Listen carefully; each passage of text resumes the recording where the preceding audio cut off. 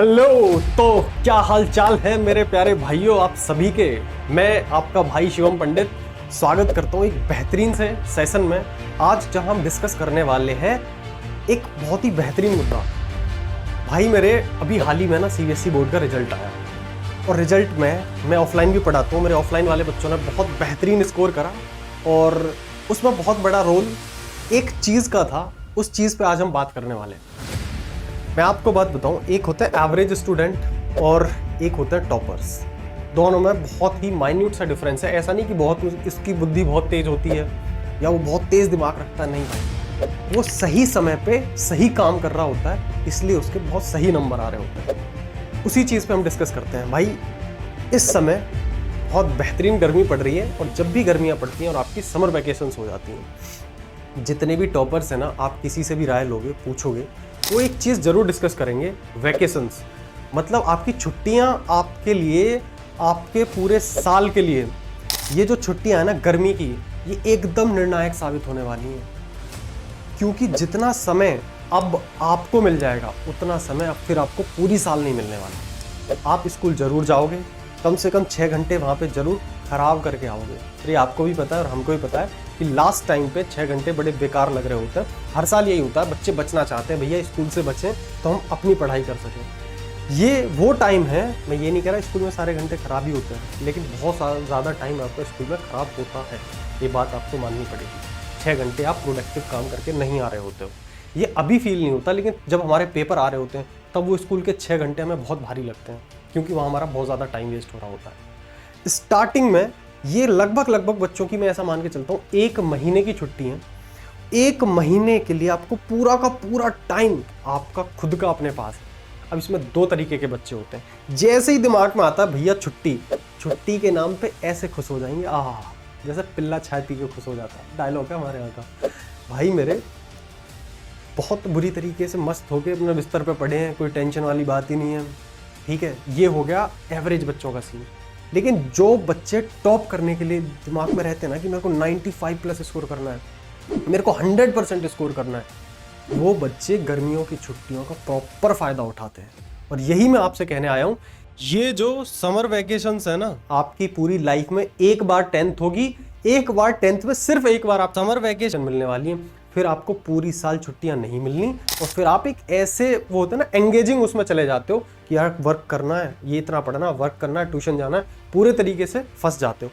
इस टाइम पे आपको बहुत ज़्यादा टाइम मिलेगा खुद पे काम करने के लिए। और सबसे बढ़िया बात मैं आपको बताता हूँ, अगर आपको 95% स्कोर करना है, प्लस जाना है, 100% स्कोर करना है, तो एक बात हमेशा याद रखना, आपको रिवीजन करने की बहुत ज़रूरत पड़ेगी। अब भैया रिवीजन तो सभी करते हैं, क्या दिक्कत है, लेकिन रिवीजन कर रहे होते हैं बच्चे जनवरी में जाकर के, तब तक तो उनका सिलेबस ही खत्म नहीं होता। रिवीजन आपको सही टाइम से करना है, और एक नहीं 2-2 3-3 बार रिवीजन करना है। तो सबसे पहली चीज, आपको अपना सिलेबस बहुत सही समय से खत्म करना पड़ेगा। और वो सिलेबस खत्म करने के लिए ये जो 30 दिन है ना भाई, ये बहुत खतरनाक साबित होने वाले हैं। और ये वीडियो सिर्फ उन बच्चों के लिए जिन बच्चों को वाकई में 95% प्लस जाना है। बाकी तो सब कुछ आज इस वीडियो में तो कुछ नहीं मिलने वाला, बाकी भाग जाओ। जिन्हें वाकई में 95% प्लस जाना है वो इस वीडियो को बहुत ध्यान से देखें। मैं आपको धीरे धीरे बताता हूँ कि आप कैसे काम करेंगे इन 30 दिनों के अंदर। सबसे पहले तो अपने दिमाग में बिठा लो कि जिस समय सारे बच्चे मजे ले रहे होंगे ना, सारे बच्चे अपने कंफर्ट जोन में चले जाएंगे, सारे बच्चे टेंशन फ्री हो जाएंगे, उस समय आप सबसे ज्यादा काम कर रहे होगे अपने ऊपर। और इस टाइम पे आप उन सारे बच्चों से आगे निकल चुके होगे जो कि बच्चे अपने आप में रिलैक्स फील कर रहे हैं और कंफर्ट जोन में चले गए। यही वो टाइम है भाई जब दूसरों को बीट करने का टाइम है, उनसे आगे निकलने का टाइम, ठीक है। अब हम बात करते हैं कि हम कैसे इन 30 दिनों में कैसे काम करेंगे। सबसे पहले तो हमेशा कहता हूं कि आप अपने सब्जेक्ट्स को 2 तरीके से बांट के चलो। एक आपके मेजर सब्जेक्ट्स हैं, एक आपके माइनर सब्जेक्ट। मैं अपने हिसाब से चीजें करता हूं, मेजर माइनर तुम देख लो तुम्हारे हिसाब से क्या है, बट मैं ऐसा मान के चलता हूं कि एक मैथमेटिक्स, आपका साइंस और आपका एसएसटी, ये जो 3 है ना, और आज के सिनेरियो में आप इसमें इंग्लिश भी ऐड कर सकते हो, क्योंकि जिन बच्चों के लिए इंग्लिश कमजोर है ना, लास्ट में वो भी उनके लिए सिरदर्द बन रही है आज के टाइम। क्योंकि पिछले 2 से 3 साल से सीबीएसई बोर्ड ने पूरी इंग्लिश को कॉम्प्रीहेंशन बेस्ड कर दिया है।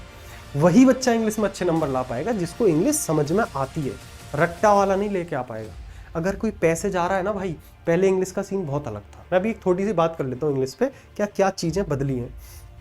पहले अगर कोई पैसेज आ रहा है तो उस पैसेज को आपने पढ़ा, उसमें से क्वेश्चंस के आपको आंसर देने हैं, तो आप उस पैसेज में से 2-3 लाइन छांट लेते थे, हाँ ये मैच सी कर रही हैं भैया, मिल सी रही हैं, इन्हें चिपका दो। अगर आपने अब पैसेज में से सेम लाइन चिपका दी क्वेश्चन का आंसर देने में, तो आपको सीबीएसई बोर्ड मार्क्स नहीं देगा, ये नियम है। इसका मतलब ये, पहली बात तो क्वेश्चन पढ़ोगे ना तो इजीली आंसर नहीं मिलने वाला एज इट इज, वो तभी आप सर पूरा ढूंढ पाओगे, तब आप पूरा पैसेज को समझ पा रहे होगे। और इसीलिए इंग्लिश कुछ टाइम से, जब से कॉम्प्रिहेंशन बेस्ड हुई है, जब से समझने वाला खेल शुरू हुआ है, बच्चों के लिए थोड़ी सी मुश्किलें बढ़ गई हैं। तो इसलिए आप स्टार्टिंग से इंग्लिश पे भी थोड़ा थोड़ा ध्यान दे सकते हो, लेकिन पहले आपके 3 मेजर सब्जेक्ट्स हैं, मैथमेटिक्स, साइंस और एसएसटी। मैं तो हमेशा से कहता हूँ कि स्टार्टिंग से लीड लेकर के चलो। जो स्टार्टिंग से लीड लेकर के चलते हैं ना, वही लास्ट में लीडर बन के निकलते हैं। लीडर मतलब टॉपर बन के निकलते हैं। अब मैं बात करता हूँ कि आप कैसे कैसे, देखो अगर ये 30 दिन है, 30 दिन मतलब 4 हफ्ते हैं आपके पास, 4 वीक्स हैं, कैसे कैसे आप काम कर सकते हो उसको इन डिटेल एक बार मैं आपको समझाता हूँ। तो चलो एक बार देखते हैं फटाफट से। हाँ तो भाई देखो, मैं आपको एक छोटी सी बात बताता हूँ। टॉप करना या 95 प्लस स्कोर करना, अगर मैं क्लास 10th की बात करूँ तो बहुत बड़ा खेल बिल्कुल भी नहीं है, आसान है, सीरियसली बहुत आसान।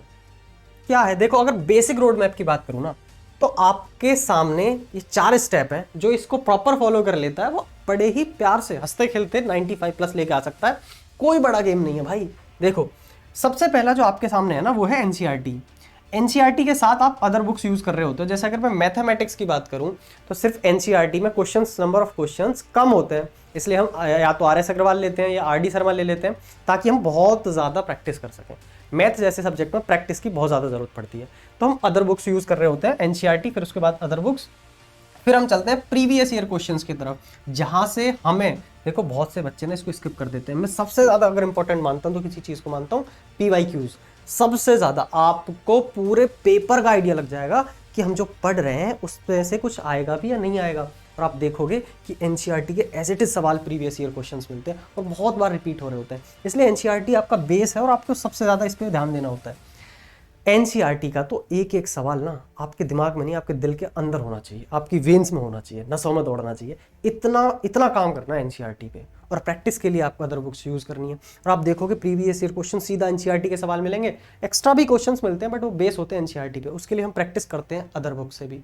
प्रीवियस ईयर क्वेश्चंस लगाने बेहद जरूरी है, वहीं से हमें पता चलेगा कि पेपर आता कैसा है। ठीक है, उनकी प्रैक्टिस बहुत जरूरी है, वही हमारा कॉन्फिडेंस बूस्ट करते हैं। और लास्ट में हम लगा रहे होते हैं सैम्पल पेपर, यहाँ से हम अपनी स्पीड को मेंटेन कर रहे होते हैं कि विद इन टाइम हम कैसा रिस्पॉन्स कर पा रहे हैं। 3 घंटे का टाइमर होता है। मैं तो जब भी अपने यहाँ सॉल्व कराता हूँ मैथ्स का पेपर, तो मैं किसी भी हालत में 2.5 घंटे से ज़्यादा का समय देता ही नहीं हूँ। देखो एक चीज़ और बताऊँ, क्योंकि मैं मैथ्स पढ़ाता हूँ, मैं मैथ्स की एक एक नस जानता हूँ भाई मेरे। अगर मैथ्स में स्कोर करना है ना, तो एक बात हमेशा ध्यान रखना, अगर आपको 100% स्कोर करना है मैथ्स में, तो आपको अपना पेपर 2 से 2.25 घंटे के अंदर कर लेना है वहाँ पे, और उसके बाद कम से कम 3 बार रीचेक करना है। क्योंकि मैथ्स में 100% स्कोर करने के लिए पेपर को कंप्लीट करके आना और पूरा सही करके नहीं, उसको रीचेक करना बहुत ज़रूरी है। क्योंकि 100 स्कोर करने से एक ही चीज़ आपको रोकती है, आप पूरा पेपर सॉल्व करके आओगे, आपको घर आके लगेगा भैया 100% आने वाले, लेकिन आपकी जो माइनर मिस्टेक होती है ना, वो आपके नंबर कटवा देते हैं। 1 या 2 नंबर कटते हैं और बच्चे 100 स्कोर नहीं कर पाते। ये सीन हर साल हर बच्चे के साथ ज़्यादातर होता है। तो आपको मैक्स टू मैक्स 2 घंटे 15 मिनट में पेपर करना है, और बाकी का जो टाइम है आपको 2 बार कम से कम रीचेक करना है, 3 बार रीचेक करो कि आपने कोई माइनर मिस्टेक तो नहीं करी, तभी स्कोर होते हैं भाई 100%। वरना कितना भी आप कॉन्शियस होकर कर लो, 1-2 माइनर मिस्टेक आप करोगे और आपके नंबर गए, आप 100 स्कोर नहीं कर रहे होते। इसीलिए टाइम हम जो मैनेजमेंट सीख रहे होते हैं, टाइम मैनेजमेंट हम सीख रहे होते हैं सैम्पल पेपर से, बट वो बहुत लास्ट की बात है। अभी हम समर वैकेशन में क्या कर सकते हैं, देखो ये जो 3 चीज़ें हैं ना, ये है सारा प्रैक्टिस। अदर बुक से भी हम यूज़ करके ज़्यादा क्वेश्चंस के लिए अदर बुक लेते हैं ताकि हम प्रैक्टिस कर सकें। सारे सब्जेक्ट में यही सीन है। प्रीवियस ईयर क्वेश्चन, ये भी प्रैक्टिस का गेम है। सैम्पल पेपर, यहाँ भी हमारी एक तरीके से प्रैक्टिस हो रही होती है, टाइम मैनेजमेंट हो रहा होता है। लेकिन जो हमारा बेस है, जहाँ से हमें कॉन्सेप्चुअल क्लैरिटी, जहाँ से हमें कॉन्सेप्ट तैयार करने हैं ना, वो हमारा होता है एनसीईआरटी। इस पे हमें सबसे ज़्यादा काम करना होता है स्टार्टिंग में, और आपका 10th का स्टार्टिंग ही अभी।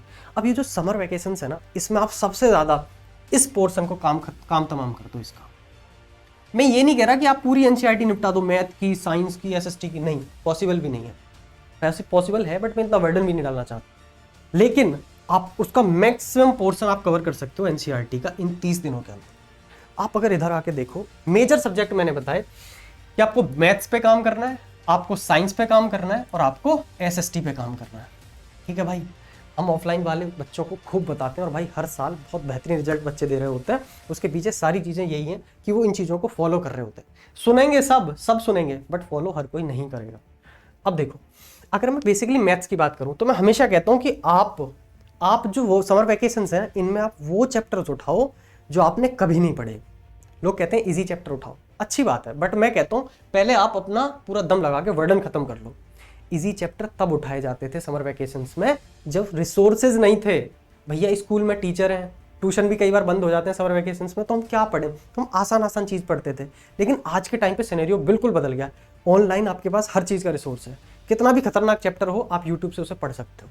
तो क्यों ना आप उन चैप्टरों को उठा लो जो आपको सबसे ज़्यादा सिरदर्द देने वाले हैं। सिरदर्द भी नहीं कहूँगा मैं, 10th में तो कुछ भी सिरदर्द देने वाला नहीं है, बट ऐसे चैप्टर उठाओ जो आपने पहले कभी नहीं पढ़े, ताकि वो आपके स्टार्टिंग में प्रिपेयर हो जाए और बाद में प्रैक्टिस होती रहे। जैसे कि ट्रिग्नोमेट्री आपने क्लास 9th में कभी नहीं सुना होगा, ये पहली बार इंट्रोड्यूस होता है क्लास 10th में, तो आप ट्रिग्नोमेट्री पढ़ो, पूरे चैप्टर को बेहतरीन तरीके से सिर्फ एनसीईआरटी से कंप्लीट करो ताकि आपका बेसिक कंप्लीट हो जाए।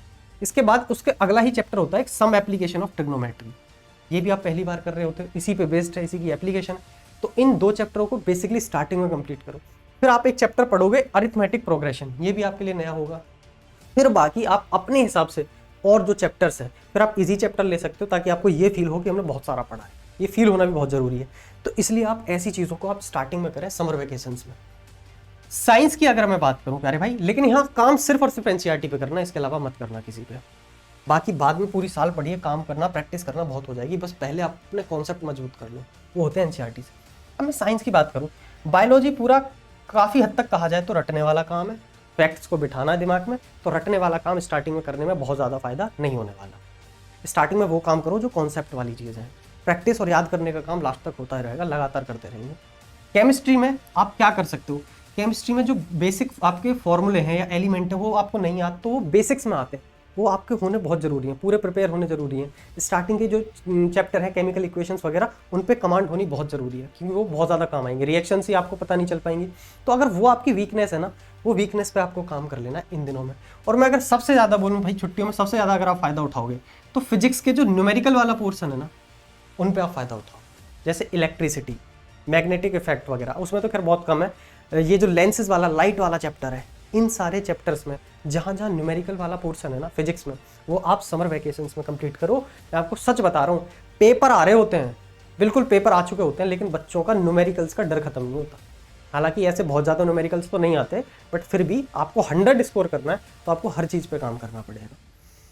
अगर भाई तीसरा मैं बात करूं अगर एसएसटी की, एसएसटी के अंदर हिस्ट्री, ज्योग्राफी, सिविक्स, इकोनॉमिक्स। देखिए इनमें से अगर मैं कहूं कि सबसे ज़्यादा लेंदी सिलेबस अगर किसी का है तो वो है हिस्ट्री का। ठीक है, nationalism in this, nationalism in India, nationalism in Europe, ऐसे ऐसे चैप्टर हैं जो कि अपने आप में, इंडिया का तो बहुत आसान है, बहुत छोटा चैप्टर है, बहुत बड़ा नहीं कह सकते, बट बहुत सारे हिस्ट्री के बड़े बड़े चैप्टर्स हैं। अब आपको यार ये तो बोर करने वाली है, इसमें कोई शक नहीं है, और आप इससे इरिटेट भी बढ़िया करके होंगे, और बहुत सारे बच्चे लास्ट तक इसका सिलेबस कंप्लीट नहीं कर पाते। अब ये तुम्हारे एंड पे भाई थोड़ी तो खुददारी तुम्हें दिखानी पड़ेगी ना। अगर आपको जीवन में बहुत सिंपल फंडा है भाई, जितना ज़्यादा चाहिए ना उतना ज़्यादा एफर्ट्स मारने पड़ेंगे, इसमें कोई नेगोशिएशन नहीं हो सकता, इसमें कोई दूसरा रास्ता नहीं है।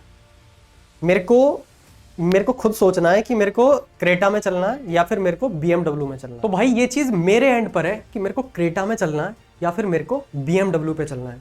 ठीक है, अगर मेरे को BMW में जाना है ना भाई, तो मेरे को BMW वाले एफर्ट्स मारने पड़ेंगे।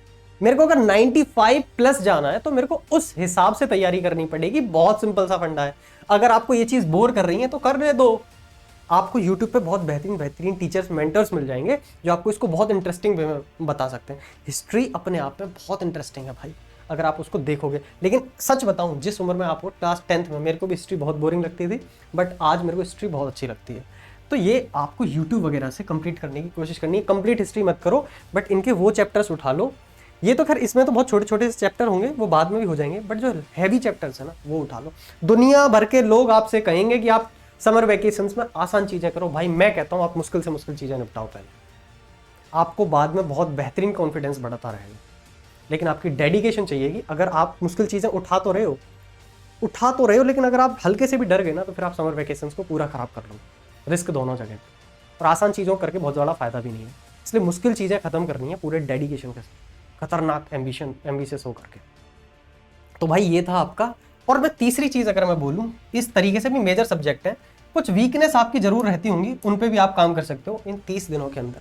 जैसे कि बहुत ज़्यादा बच्चों के लिए रहता है कि भैया हमारी इंग्लिश ग्रामर बहुत मुश्किल से 4 से 5 टॉपिक हैं, जैसे कि एक्टिव, पैसिव, डायरेक्ट, इनडायरेक्ट, ये जो चीज़ें हैं इन पे क्वेश्चंस बनते हैं, और आर्टिकल्स वगैरह। ये बहुत बड़ा चैप्टर नहीं है, 15 दिन में पूरी ग्रामर आप कंप्लीट कर सकते हो बहुत बेहतरीन तरीके से। बहुत बड़ा खेल नहीं है, बट मैं कहूँगा ये भी आप समर वैकेशंस में कर लो, इसका फ़ायदा है। ठीक है, लास्ट तक आपको समय नहीं मिलने वाला है, इन छोटी छोटी चीज़ों का समय फिर नहीं मिलेगा, आप घिरा हुआ महसूस करोगे बहुत ज़्यादा। ठीक है, अगर मैं इसकी बात करूँ, बहुत से बच्चों के साथ एक दिक्कत है, हिंदी में कोई दिक्कत नहीं आने वाली, बशर्ते आपको हिंदी लिखने में मात्राओं की गलती ना करते हो। अगर आपकी मात्राएं गलत होती हैं तो आप कभी भी हिंदी में स्कोर कर ही नहीं सकते। इसीलिए बोल रहा हूँ, आप हिंदी की राइटिंग करना बहुत ऑकवर्ड सा लगेगा तुम्हें, लेकिन भाई अगर 95 प्लस जाना है, 100 स्कोर करना है, उसके लिए तुम्हें ये सब करना ही पड़ेगा, इसका कोई दूसरा शॉर्टकट नहीं है। अगर एक बात सोचो, तुम मिस्टेक, तुम्हें पूरी हिंदी आती है, सब कुछ लिख लेते हो, लिखी गलत रहे हो तो नंबर तो कटेंगे ना, नंबर तो जो लिखा हुआ है सही उसी पे मिलेंगे। तो ये कुछ वो चीज़ें हैं जो आप इन दिनों में इनको ठीक कर सकते हो। तीसरी चीज़ मैथ्स के लिए मैं बोलता हूँ कि कुछ बच्चे ऐसे होंगे जिन्हें मैथ्स बहुत ज़्यादा वीक होगी। देखो, अगर आपके बिल्कुल ही रद्दड़ हो ना क्लास 9th में, तब भी कोई दिक्कत नहीं है। ये 30 दिन ना आपको मतलब पूरा ईयर चेंज कर देंगे आपकी आने वाली। तो इस पे ध्यान देना आप, लास्ट के 30 दिन बहुत कीमती, ये जो समर वैकेशन 30 दिन है ना, ये अपने आप में बहुत कीमती है भाई। बेसिक फार्मूलाज जो होते हैं, जो कि आपको आने ही चाहिए, वो आप रिवाइज कर सकते हो। कुछ टेबल, कुछ बच्चे ऐसे भी होंगे जिन्हें 12 का टेबल नहीं आता होगा। मेरे भाई, तुम आगे चल के कॉम्पिटेटिव एग्जाम की जब प्रिपरेशन कर रहे होगे, तब तुम स्पीड कैसे मेंटेन कर पाओगे जब आपको इतने ही टेबल नहीं आते। मैं ये नहीं कह रहा कि टेबल रट्टा मारो, बट फिर भी कम से कम यार 15 से 20 तक के टेबल तो आपको मिनिमम आने ही चाहिए। नहीं आते तो 15 तक तो कम से कम तैयार रखो, समझ रहे हो, कुछ तो टाइम बचाओगे अपना। और भाई रिवीजन कर लो, जैसे कुछ स्क्वायर्स हैं, ठीक है, अब 324, 324, ये किसका स्क्वायर है, ये आपको डायरेक्ट पता होना बहुत ज़रूरी है, वरना आप निकालोगे अपना टाइम वेस्ट करोगे पेपर में। मैथ्स में कई बार टाइम कम पड़ जाता है, इसलिए बेसिक चीज़ें आपको पता होनी चाहिए। स्क्वायर्स 20 तक हो, क्यूब थोड़े बहुत कम कर लो, कम से कम 10 तक क्यूब तो याद कर लो, 9 का क्यूब क्या होता है ये आपको पता होना चाहिए। तो ये जो चीज़ें हैं ये आप समर वैकेशंस में तैयार कर सकते हो। अगेन भाई, ये आपको पूरा प्रोसेस फॉलो कर लेना पूरी साल, बाकी मैं आता रहूँगा, बीच बीच में आपको गाइड करता रहूँगा पूरे बेहतरीन तरीके से। पूरे साल आपको अपनी डेडिकेशन दिखानी है, ईमानदारी के साथ मेहनत करनी है। और मैं आपको बताता हूँ भाई, मैं हमेशा बोलता हूँ, क्लास 10th ज़िंदगी में एक बार, और एक ही बार आपके मार्कशीट पर नंबर लिखे जाएंगे, ये सोचते हुए तैयारी करना ढंग से। जिस टाइम पे रिजल्ट आता है ना, मेरे पास जब पेरेंट्स की कॉल आती है, बच्चों की तो सब पे आती है, हमारी ऑफलाइन जो बच्चे हैं ना, उनके पेरेंट्स जब मेरे को कॉल करते हैं ना, बहुत सुकून मिलता है मेरे को भी और उन पेरेंट्स को भी, जब उनके बच्चे स्कोर कर रहे होते हैं। वो राइट टाइम है, इस टाइम अपने पढ़ाई में लग जाओ, समर वैकेशंस को ख़राब मत करना। 11th में जब स्टार्टिंग आए तब थोड़ा बहुत मज़े कर लेना, अब भी मज़े कर सकते हो, बट टाइम दो अपनी पढ़ाई को। तब तक के लिए टाटा बाय बाय, नमस्कार, मिलते हैं नेक्स्ट वीडियो में।